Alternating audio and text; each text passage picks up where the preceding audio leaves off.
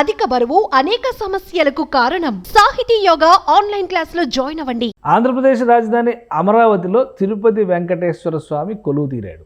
నిజంగా చెప్పాలంటే అమరావతిలో తిరుపతి అనడం సబబుగా కనిపిస్తుంది అనేటువంటి అభిప్రాయం ఉంది. వాస్తవానికి గతంలో అధికారంలో ఉన్నటువంటి సందర్భంలోనే చంద్రబాబు నాయుడు ప్రభుత్వం టీటీడీ ఆధ్వర్యంలో రాజధాని అయినటువంటి అమరావతిలో ఒక భవ్య మందిరాన్ని నిర్మించాలనేటువంటి ఆలోచన చేసింది. దీనికి తగ్గట్టుగా టీటీడీ బోర్డు కూడా నిర్ణయం తీసుకుంది. ఎందుకంటే విజయవాడలో ఉన్నటువంటి కనకదుర్గ అమ్మవారిని సందర్శించడానికి వచ్చేటువంటి భక్తులందరికీ కూడా ఇక్కడ తిరుమల తిరుపతి దేవస్థానాల ఆలయ నమూనాతో నిర్మించబోయేటువంటి వెంకటేశ్వరుడి మందిరం కూడా ఒక ప్రధాన ఆకర్షణగా మారాలనేటువంటి ఆలోచన అప్పటి ప్రభుత్వం చేసింది. అయితే జగన్మోహన్ రెడ్డి ప్రభుత్వం అధికారంలోకి వచ్చిన తర్వాత ఆ మోడల్ని, ఆ నమూనాని పూర్తిగా కుదించి ఒక చిన్న ఆలయాన్ని మాత్రమే, ఎందుకంటే అప్పటికే నిర్మాణం ప్రారంభం అయిపోయింది కాబట్టి ఒక చిన్న ఆలయాన్ని నిర్మించింది.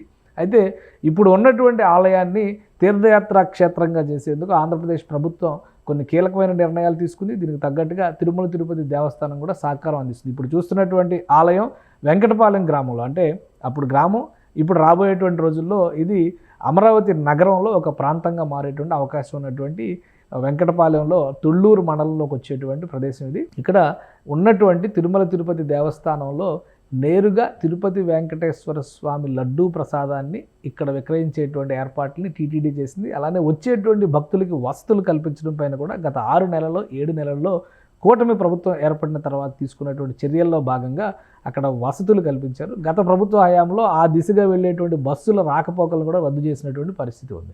అయితే ఇప్పుడు కొత్తగా వచ్చినటువంటి వసతులు, సౌకర్యాల నేపథ్యంలో విజయవాడ, గుంటూరు నగరాల నుంచే కాకుండా అమరావతి పరిసర ప్రాంతాల్లో ఉండేవాళ్ళు, ముఖ్యంగా సెక్రటేరియట్కి వెళ్ళేటువంటి ఉద్యోగులు, సిబ్బంది, ఆ సందర్శనకు వెళ్ళేటువంటి అనేక మంది కూడా వరుసగా ఇక్కడ కొలువు తీరినటువంటి వెంకటేశ్వర స్వామిని సందర్శించుకుంటున్నారు. అలానే వారిని ఆకట్టుకునేటువంటి క్రమంలోనే ప్రత్యేకమైనటువంటి ఏర్పాట్లు, ఉత్సవాలను కూడా నిర్వహించాలని టీటీడీ నిర్ణయించింది.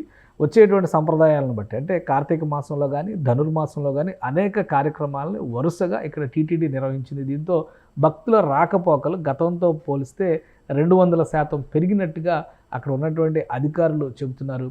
రాబోయేటువంటి రోజుల్లో తిరుమల క్షేత్రంలో జరిగేటువంటి అన్ని రకాల క్రతువులతో కూడినటువంటి సంప్రదాయాల్ని ఆచరించే విధంగా ఈ ఆలయంలో వ్యవస్థాపనలు చేస్తామనేటువంటి విషయాన్ని కూడా టీటీడీ ద్వారా సమాచారం అందించినట్టుగా తెలుస్తోంది. సో ఈ నేపథ్యంలో మరొకసారి అటు తిరుపతి వెంకటేశ్వర స్వామిని అమరావతిలో చూస్తున్నటువంటి ఆలోచన, అమరావతిలో చూస్తున్నటువంటి అనుభూతి భక్తులకు కలుగుతోంది కాబట్టి పెద్ద సంఖ్యలో రాబోయే రోజుల్లో భక్తుల రాకపోకలు జరుగుతాయి. దానికి తగ్గట్టుగానే ప్రత్యేకమైనటువంటి ఏర్పాట్లు చేస్తున్నట్టుగా చెప్తున్నారు. సిఆర్డీఏ తీసుకున్నటువంటి తక్షణ చర్యల్లో భాగంగా అక్కడ మంచినీటి వసతి దగ్గర నుంచి ఇతర సౌకర్యాలు, వాస్తవానికి ప్రణాళికలో భాగంగా ముందుగా కోనేరును కూడా అక్కడ నిర్మించాల్సి ఉంది. అయితే అవన్నీ కూడా ఈ నమూనాలో కొత్తగా నిర్మించినటువంటి సందర్భంలో గత ప్రభుత్వం వీటన్నిటిని కూడా కుదించేసింది. రాబోయేటువంటి రోజుల్లో ఈ వెంకటపాలెంలో నిర్మించినటువంటి ఆలయాన్ని కొంత విస్తరించేందుకు కావాల్సినటువంటి ప్రణాళికలను కూడా సిద్ధం చేస్తున్నట్టుగా తెలుస్తుంది. సో అమరావతి పూర్తయి, అమరావతి నిర్మాణం పూర్తయి రాజధాని అందరి కళ్ళ ముందుకి వచ్చేసరికి వెంకటపాలెంలో ఏర్పాటైనటువంటి తిరుపతి వెంకటేశ్వర స్వామి ఆలయం కూడా మరింత వైభవంగా మారుతుందని సిఆర్డీఏ అధికారులు చెబుతున్నారు. సుమన్ టీవీలో మీ పర్సనల్ అండ్ బిజినెస్ ప్రమోషన్స్ కోసం కింది నెంబర్కి కాంటాక్ట్ చేయండి.